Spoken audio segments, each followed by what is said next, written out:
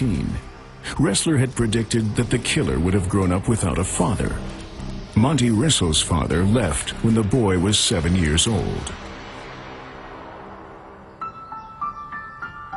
Once the guy was in custody, I was a little surprised only about the age. The age factor here, I thought that he would have been older.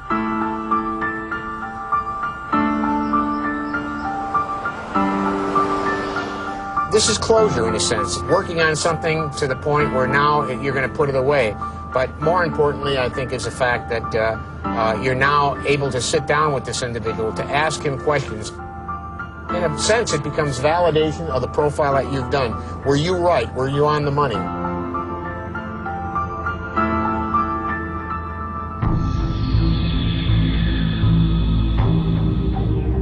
Maximum security prison, Dillwyn, Virginia.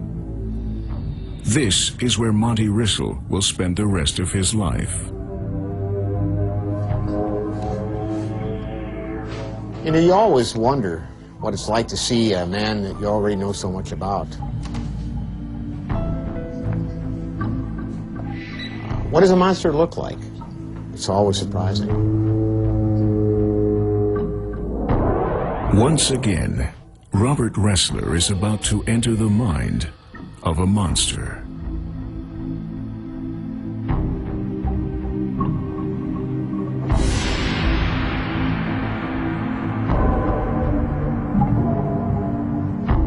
Face to face with a serial killer, Robert Ressler steps into the strange and twisted world of Monty Rissell.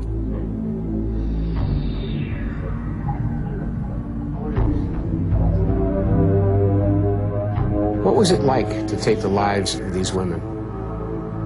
She got out the car and started to run, and I got out and ran after her. And she ran over into this driveway where some woods were and everything. And I stabbed her in the back, and she fell on the ground. I think I stabbed her 4 or 5 more times.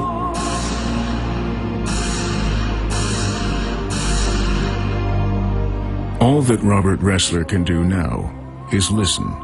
It got worse with each one. Mm-hmm. I mean, not only in terms of violence. Mm-hmm. You get more authoritarian now? More. You're not negotiating anymore. No, more. This is more demanding, more power involved, just total control, domination. But I had such power and control over another human being. Yeah. I mean, and that made me feel invincible. Now, you weren't there waiting for somebody, were you? No. It was just a spur of the moment. I was out walking, and I had all this stuff on my mind, and it just seemed like something snapped in me. I mean, she was just unfortunate that I was there and she came home, you know. The work of a profiler ends here, inside the mind of a killer.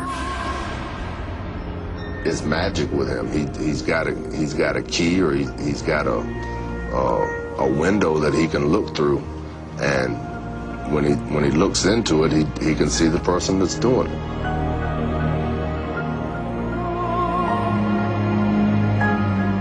The key to catching a serial killer is to put yourself into the thinking patterns of that individual. You have to think like him, you have to feel like him, you have to follow him into his crimes and eventually get ahead of him.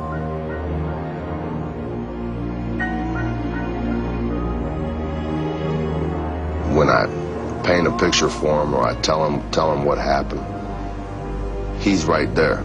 He can see and visualize what I tell him, and in so doing, he gets into my head, and he can see where I'm going, or what I'm about to do, or what I might do next. And so the serial killer completes the profile of the profiler.